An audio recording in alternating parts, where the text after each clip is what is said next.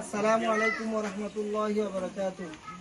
ইফতার project 2026 অঙ্গীকার Bangladesh charity foundation ব্যবস্থাপনায় মারহামা welfare ফাউন্ডেশনের সহযোগিতায় আজকে টেকনাফ নীলায় গরিব অসহায় মানুষের জন্য রমজান পর্বে বিভিন্ন বাজার সামগ্রী বিতরণ করা হচ্ছে।